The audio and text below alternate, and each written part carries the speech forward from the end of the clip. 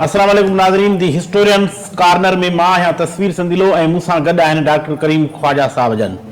अॼु असांजे प्रोग्राम में जो किताब शामिल आहे उहो तमामु अहम किताब आहे जेको 2000 सालनि जी जेका तारीख़ आहे उन ते लिखियलु आहे दी डेज एंड डेट्स। उन जो जेको राइटर आहे मखदूम जमील ज़मान आहे ऐं तालिबुल मौला अकेडमी तरफ़ां उहो शाया करायो वियो आहे। ऐं हिन किताब में छा आहे, कहिड़ियूं नायाब शयूं आहिनि, कहिड़ियूं यादगार शयूं आहिनि, कहिड़ियूं तारीख़ी शयूं आहिनि, उन्हनि ते डॉक्टर करीम ख्वाजा साहब जन तफ़सीली ऐं तरतीबवार ॻाल्हाईंदा। जी डॉक्टर साहब, महिरबानी सर। ही तमामु किताब दी डेज एंड डेट्स कैलेंडरनि जे हवाले सां आहे, ॾींहंनि जे हवाले सां आहे, तारीख़ुनि जे हवाले सां आहे। ऐं इन किताब में छा आहे अॼु असांजे नाज़रीन खे इहा नई शइ मौज़ू बि नओं आहे। जी सर, ही किताब है days and dates Makhdoom Jamil Zama. उन जो किताब लिखल है 2012 में, पहिरीं 2 में छपियो, पोइ 12 में छपियो। त तहक़ीक़ी किताब है, महिनत ॾाढी आहे। जमील ज़मा साईं सरवरी जमात जो जेको हेड भी है, पीपल्स पार्टी जो MNA भी है, मुझे दोस्त भी है। ये किताब मुझे उन गिफ्ट भी कयो हो। सो मां वरी मुझो तो तालिबुल मौला अकेडमी तरफां इहो छपियो आहे। इन में इहो आहे त पंहिंजो 1 AD हिकिड़ा हूंदा आहिनि BC बिफोर क्राइस्ट, ॿियो AD माना आफ्टर, माना हुन मतिलबु आफ्टर डेथ। मक़सदु आहे त हज़रत ईसा खां पोइ जॾहिं हज़रत जेको क्राइस्ट जेको आहे उहो दुनिया में आयो, उनखां वठी करे 1955 ताईं जेके शख़्सियतूं पैदा थियूं, हुकुमरान थिया, बादशाह थिया, क्विंग थियूं, वॾा अदीब थिया, वॾा मज़हबी रहनुमा थिया, जे उन दौर में पैगम्बर त सिर्फ़ु हिकिड़ो ई पंहिंजो हज़रत मोहम्मद सल्लल्लाहु अलैहि वसल्लम पैदा थियो, या जेके उहे हस्तियूं उन दौर में पैदा थियूं इस्लाम सां जंहिंसां वाबस्तगी हुई, या क्रिश्चियन दुनिया खां, यूरोप दुनिया खां, मज़हबी शख़्सियतूं आहिनि। न सभु आम माण्हू ते, आम मतिलबु बादशाह, मज़हबी माण्हू, पैगम्बर हिकिड़ो ई थियो उन वक़्तु, आख़िरी नबी हज़रत मोहम्मद सल्लल्लाहु अलैहि वसल्लम, या उन सां गॾु जेके हस्तियूं हुयूं उन जो डेट्स ऐं डेट्स जो ज़िक्र आहे, कहिड़ा वाक़िया थिया, कहिड़ियूं जंगूं थियूं, को कॾहिं पैदा थियो, को कॾहिं शहीद थियो, कॾहिं हलाक थियो, कॾहिं गुज़ारे वियो। अहिड़े नमूने सभिनी जो ॾाढी महिनत थियल ऐं माना हिन में हर हिकु जो हिकु हिकु दौर माना हिकिड़ी महिनत शामिल आहे। संदसि शेर आहे, हर माण्हू में मोर नचे थो, ॼण हिकिड़ो पूरो दौर नचे थो, पूरो दौर आहिनि हिन में। ऐं बेनज़ीर भुट्टो शहीद भी इनखे जमील ज़मा खे गाइड कयो हो इन हवाले सां, उन जो बि हिन ज़िक्र कयो आहे। हिन किताब जे हवाले सां, इन किताब जे हवाले सां। ऐं हिन चयो त 1997 में आउं पहिरीं दफ़ा MNA थियोसि, सॉरी MPA थियोसि, पोइ बीबी मूंखे ॿुधायो, पोइ वरी मूं हिन में ॿियूं बि फेरफार बि कई ऐं उन मूंखे गाइड बि कयो। अहिड़े नमूने साईं जमील ज़मा लिखियो आहे। हाणे इन में फर्स्ट AD खां आहे, माना ही जेको माना कंहिंखां शुरूआत थी साईं 17 नवंबर फर्स्ट सेंचुरी, जंहिंमें emperor Vespasian of Rome was born. ठीकु आहे। अच्छा, उन खां पोइ 31 August Rome emperor Caligula was born. अच्छा, उन खां पोइ रोमन एम्पायर 19 अगस्त ऑगस्टीन जेको आहे, जंहिंजो सीज़र जो जेको भाइटो आहे उहो गुज़ारे वियो, जंहिंजो अगस्टस जो ज़िक्र करे चुका अॻे प्रोग्राम में। जी। अच्छा, पोइ वरी एम्परिंग वन मैंग डाइड, इहो चाइना जो आहे हुकुमरान, उहो जेको आहे सो 6 अक्टूबर ते गुज़ारे वियो, फर्स्ट सेंचुरी। तव्हां सम्झो ॻाल्हि क्या आहे। हाणे इन में 29 माना 6 जनवरी फर्स्ट AD में चवंदा इहे जेको जीसस जो जेको आहे सो माना ऐलान के भई हाणे आउं जेको आहे सो ख़ुदा जो पैगाम खणी आयो आहियां। अहिड़े नमूने जीसस जो जेको कमु शुरू थींदो आहे। अच्छा, उन खां पोइ Julius Caesar Augustine empire Julius Caesar सां नाले 2 थिया हुआ। उहो हिकिड़ो त पहिरीं गुज़ारे वियो, ॿियो जूलियस सीज़र। हिन में छा जो जूलियस सीज़र इलाही मशहूरु हो त रिपीटेड नाला पे थिया। माना जीअं हिकिड़ो हूंदो आहे न माण्हू मरी वेंदो त वरी वरी पीढ़ी में उहो हलंदो रहंदो आहे। वरी पुटु पोटा नाला जीअं सीनियर ऐं जूनियर हूंदो आहे तीअं हेॾे 1 ऐं 2 हलंदो आहे। Emperor Nero was born. Nero जेको आहे सो रोम जो बादशाह जंहिं बांसुरी वॼाई पे ऐं रोम सड़ियो पे इहो पैदा थींदो आहे 15 दिसंबर ते मिसाल तौर ते। उन खां पोइ जेको आहे सो मिसाल तौर ते emperor Titus of Rome was, ये एम्परर टाइटस आहे रोम जो, उहो पैदा थियो।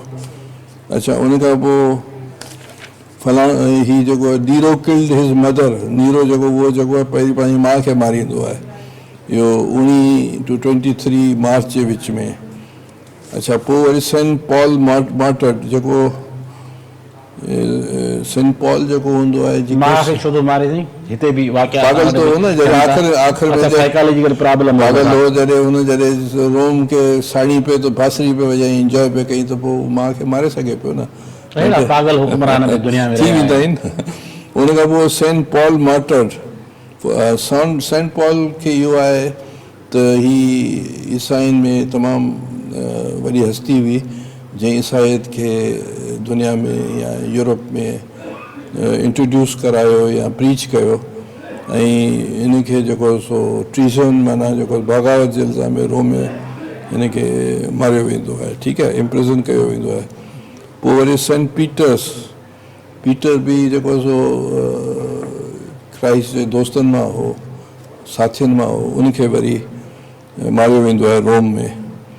अच्छा, पोइ वरी रोमन एम्परर नीरो डाइड, जंहिं साड़ियो पोइ वरी पाण खे मारे बि छॾींदो आहे। अच्छा, उन खां पोइ हाणे आउं सभिनी जा नाला थो कोठां, माना ॿुधाईंदो वञा हाणे हीअ सम्झो त ही 474 पेज ते आहे सॼो बिब्लियोग्राफी खे छॾे करे।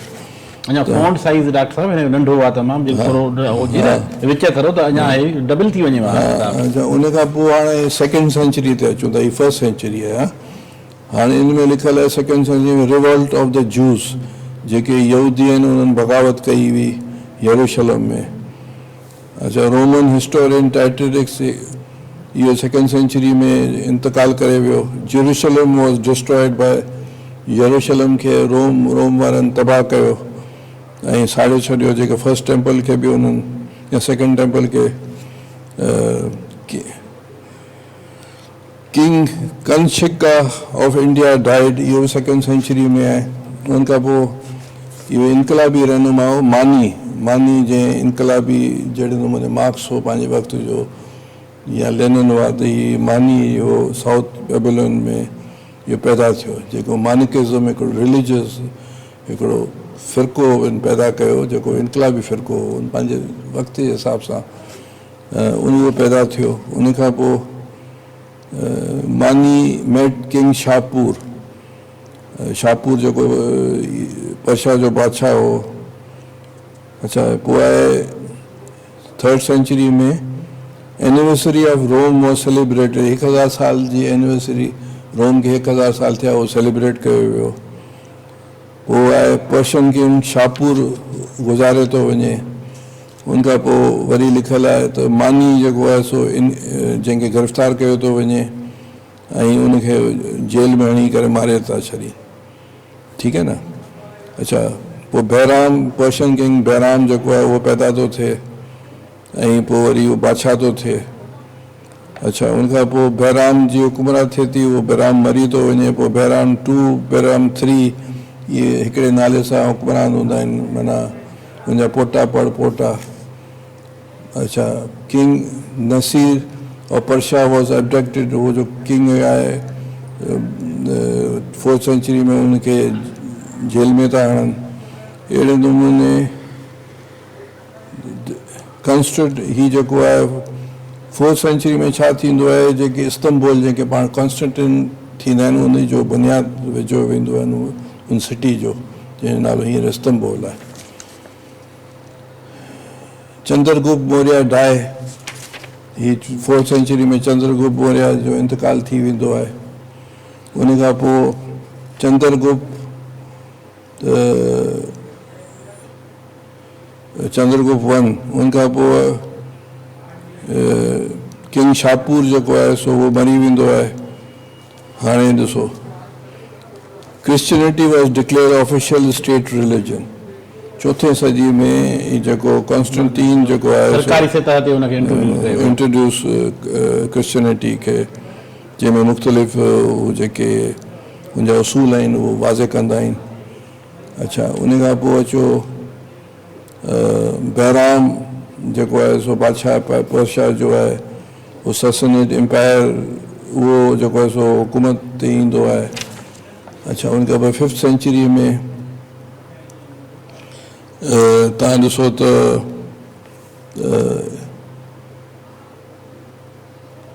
जेको हन जेको आहे हुकुमरान आहे उहो जेको आहे मरी वेंदो आहे। किंग एटिला ऑफ हंस उहो मरी वेंदो आहे। अहिड़े नमूने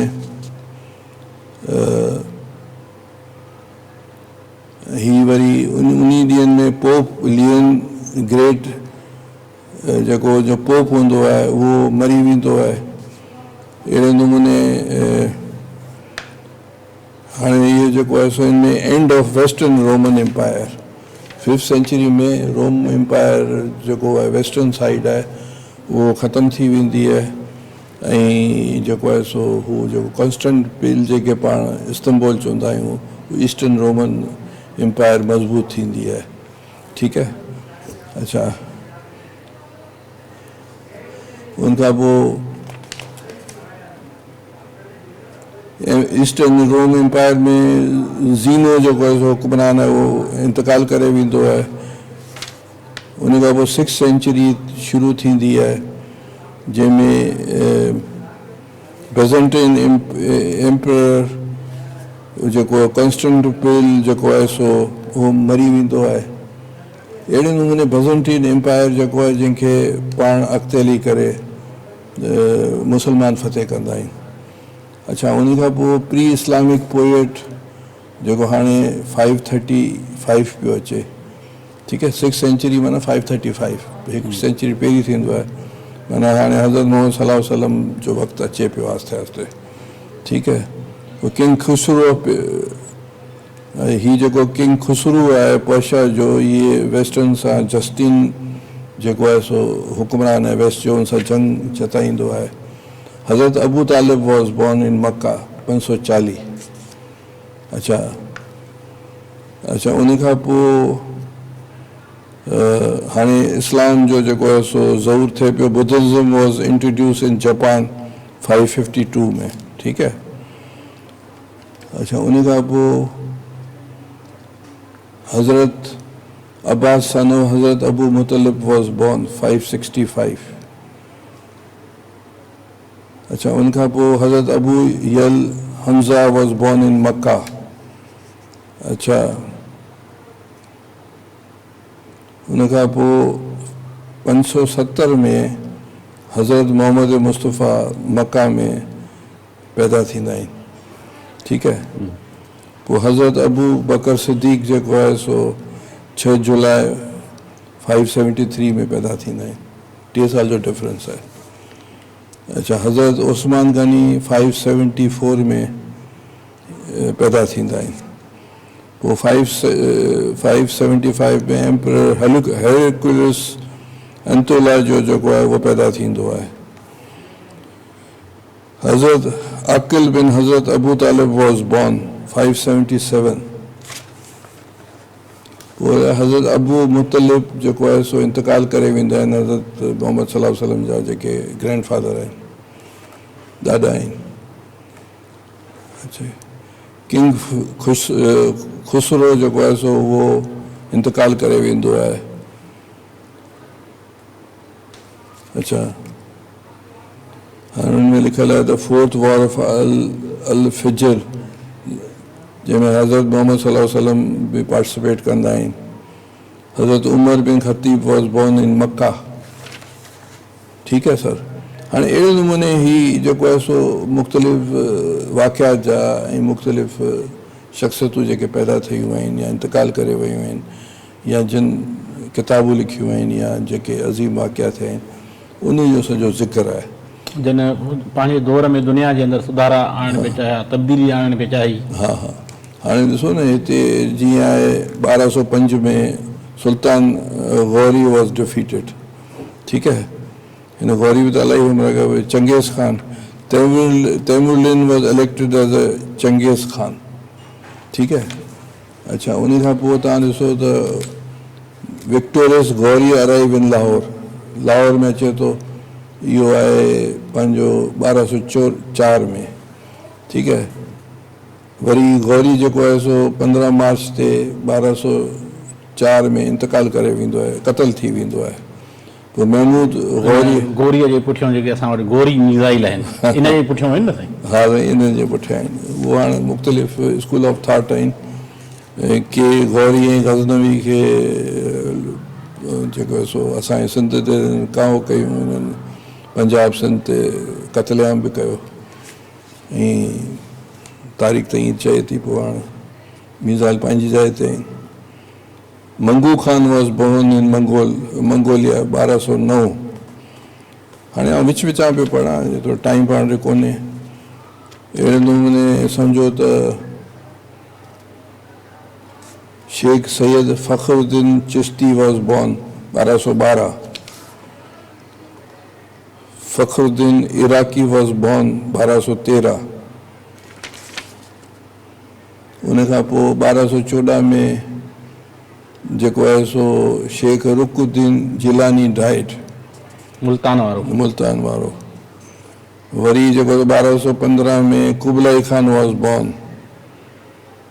वरी 1216 में हलाकू खान वॉज बोर्न, ठीकु आहे, माना पैदा थियो। अहिड़े नमूने ख्वाजा शेख नसीरुद्दीन चिश्ती 1217 में पैदा थियो। पोइ वरी 17 जनवरी 1217 में साॻे वक़्तु मुंहिंजे साम्हूं किथे किथे जेको शवाल 613 अब्दुल रज़ाक जिलानी डाइड, ठीकु आहे सर। हाणे हिते वरी उहो ॿई तारीख़नि जो ज़िक्र आहे, ठीकु आहे। हाणे जलालुद्दीन ख़ुरज़म शाह कैप्चर्ड लाहौर 1218 में। अहिड़े नमूने हिन मुख़्तलिफ़ वाक़ियात जा ज़िक्र आहे। ऐं तमामु वॾी महिनत आहे साईं, ही तमामु वॾी तहक़ीक़ कयल आहे ऐं हिकिड़ो सवले नमूने सां जेकॾहिं 400 पेज जा आहिनि, समेट हिकिड़ो ॾुखियो कमु आहे, इलाही date wise. Samma rule was establish in Sindh 1351, ठीकु आहे। अच्छा उन खां पोइ Firoz Shah Jam become the king of Sindh, माना इहो समाज जो सभ खां पहिरीं उहो हुक्मरान थियो, जाम फिरोज़ खान, ठीकु आहे साईं। उन खां पोइ 1357 शेख नसीरुद्दीन मोहम्मद चिश्ती डाइड। अच्छा उन खां पोइ तव्हां ॾिसो Jam Tamachi Unar 1364 Jam Tamachi Unar become the king of Sindh, Noori Jam Tamachi वारो, ठीकु आहे साईं। उन खां पोइ सुल्तान फिरोज़ तुगलक मार्च ऑन ठठा सिंध, इहो त वरी कातिल हुआ सिंध जा फिरोज़ तुगलक वारा।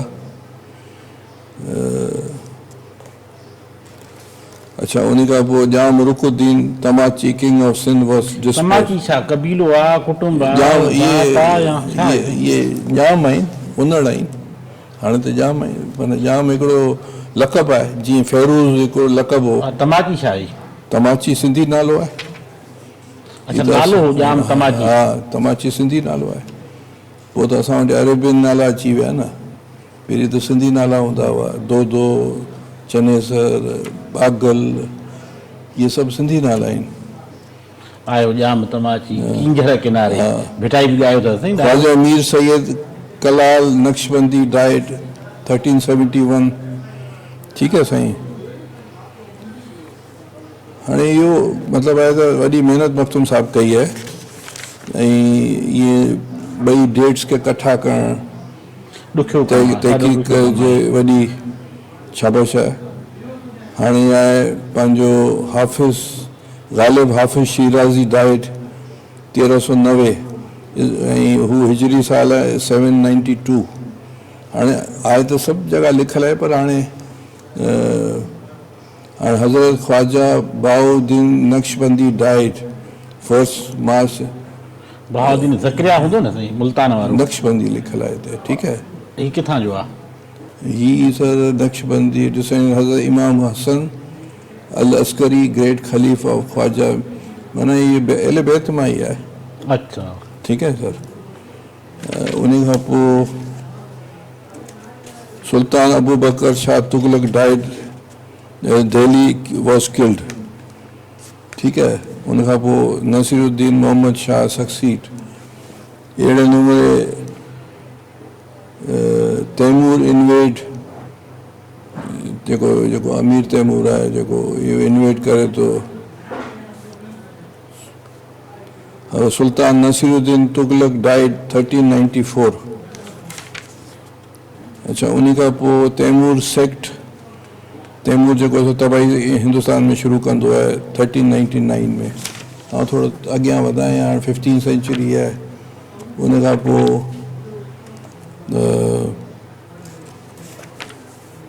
17th सेंचुरी में पाण अचूं मिसाल तौर ते। साहिब तब्रेज़ी इस्फानी वॉज बोर्न इन तब्रेज़, ईरान। ठीकु है सर, 1601। अच्छा, उन खां पोइ तव्हां ॾिसो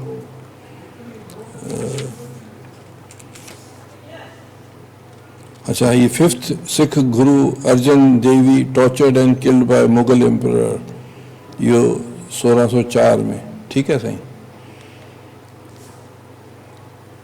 हज़रत मखदूम मोहम्मद अमीन डाइड, इहो मखदूमन जी फैमिली जो ही है, 1604 में। ही वॉज सेकंड सजाद नशीन हज़रत मखदूम नूह। फर्स्ट साईं नूह सरवर हो न, उनजो बि ज़िक्र हूंदो साईं। उते अॻियां पुठियां थी वई, सेकंड जो पाण कयूं था। ये हाणे एतिरा पेज पाण सभु छाकाणि पढ़ंदा। त मखदूम अमीन फ़हीम जेको आहे 18 गादी नशीन हो, हाणे न साईं, हाणे 19 हुआ। ये रिपीट भी तो मुख्तलिफ वरी वरी थींदा आहिनि न हिननि जा नाला।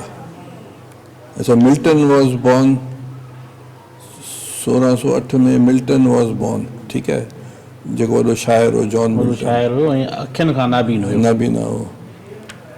अच्छा, हज़रत मियाँ मीर वॉज बॉर्न 1610, जेको लाहौर में जंहिंजो मक़बरो आहे, सूफ़ी शाइर हो।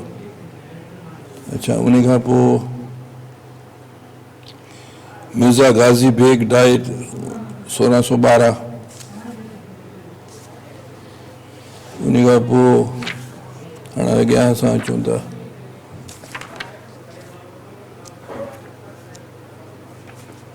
मिसाल तौर ते 1714 में queen any of England died. मुला जवान सादिक अल हिंद डाइड। हज़रत सूफ़ी शाह इनायत सिंध मर्टर्ड 1718। ठीकु है साईं, जोक में। जेको खेड़े सो खाए। हा। अच्छा, उन खां पोइ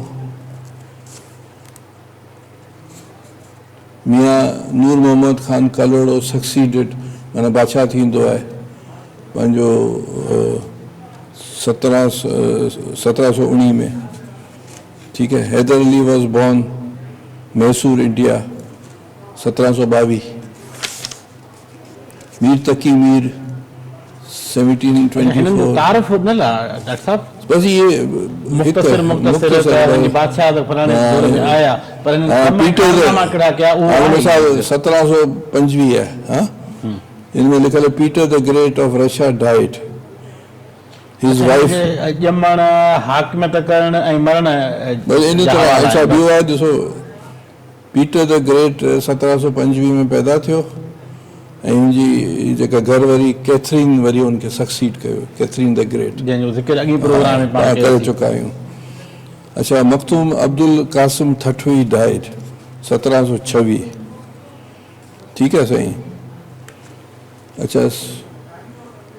अच्छा, एम्प्रेस ऑफ रशिया कैथरीन 1727 में इंतकाल करे वई।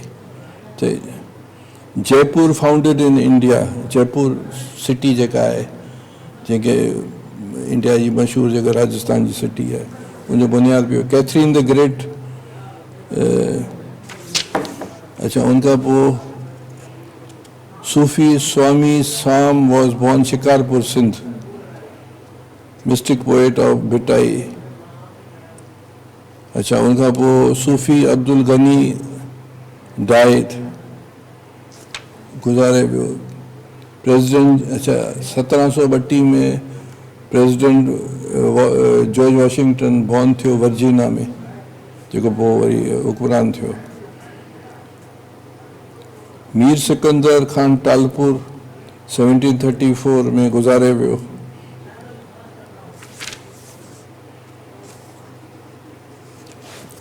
बैटल ऑफ करनाल हरियाणा में 1739 में थी हुई, नाज़िर शाह जॾहिं इन्वेशन कयो इंडिया में। पोइ लिखल आहे त 1739 में नाज़िर शाह दिल्ली खे फ़तेह कयो। पोइ 1739 नादिर शाह सिंध में अची करे क़त्लेआम कई, ऐं नादिर शाह माना 1500 साल खां पोइ आयो सिंध के ईरान जे समय आया सिंध में नवा नादर शाह, कान्हे का तारीख़ में वेढ़ सिवा बि वाह, मथां सोचो सा मथां मोटो मांग। माना नादिर शाह जी हुकुमरानी 1500 साल खां पोइ थिए। पहिरीं इहे तारस वारा हुआ, साइरस वारा हुआ, उनखां पोइ नादिर शाह आयो। हज़रत सूफ़ी सचल सरमस्त फारूकी वॉज बॉर्न। शहादत में ज़िक्र कोन्हे कयो सही हूंदो, शहादत में अॻु में आयो आहे।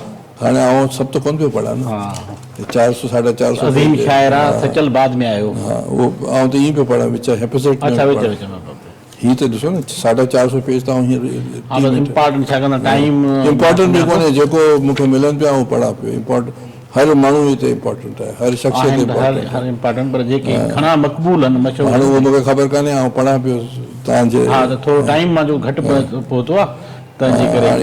1783 में क्रीमा एनेक्स टू रशिया, जेको अॼुकल्ह जहिड़ो पियो हले, जेको अॼुकल्ह यूक्रेन ऐं रशिया जो, इहो जहिड़ो इलाही पुराणो आहे। 1783 में रशिया कोशिशि कई हुई फ़तेह करण जी, ऐं जंग थी हुई। सईद मोहम्मद बका किल्ड, इहो आहे 1784। हाणे ॾिसो न विचा विचा कयां पियो, हीअं त जेकर पाण पढ़ूं त हिनखे त कलाकनि जा कलाक लॻी था वञनि। हा, बिल्कुलु इहा त ॻाल्हि आहे। त हाणे बैटल हीअ आहे मोहम्मद शाह आलम सिद्दीकी वॉज बॉर्न 1892। ही गोरिंग जेको जर्मनी जो जेको वधीक नाज़ी जो जेको मिनिस्टर हो, गोरिंग, ये हाँ हिटलर जो 1893। मार्शल टीटो जेको आहे सो इहो बि पैदा थींदो आहे इन ॾींहंनि में। जेको चेयरमैन माऊ जेको आहे सो उहो बि 1893 में पैदा थींदो आहे। ज़बरदस्त किताबु आहे। अंग अखर जेके कमीशन जा इम्तिहान छोकिरा तयारी था कनि न, उन्हनि जे लाइ ही डेट वाइज़ जेको आहे ॾाढो रहनुमा किताबु आहे। 1894 में Mir Ali Murad Talpur died. Khawaja Nazimuddin was born, Nazimuddin जेको असांजो हुक्मरान थियो 1894 में। गुलाम रसूल मेर जालंधर में पैदा थियो 1895 में। हाणे 1896 में लियाकत अली खान पैदा थियो। ठीक है सर, हाणे तो जिना साहब पास में हाणे 20 सदी ताईं पहुची वियो। ख़ैर हाणे पाण सां जेको आहे 1901 में पुॻा आहियूं, ऐं इनमें टैगोर फाउंडेड स्कूल इन टैगोर जेको स्कूल 1901 शांति निकेतन, हा शांति निकेतन 1901 में कयो। जिना भाई पूजा जेको आहे जिना साहब जो वालिद 1902 में गुज़ारे वियो। ठीक है साईं। मोदूदी वॉज बॉर्न जेको 1903 में। अहिड़े नमूने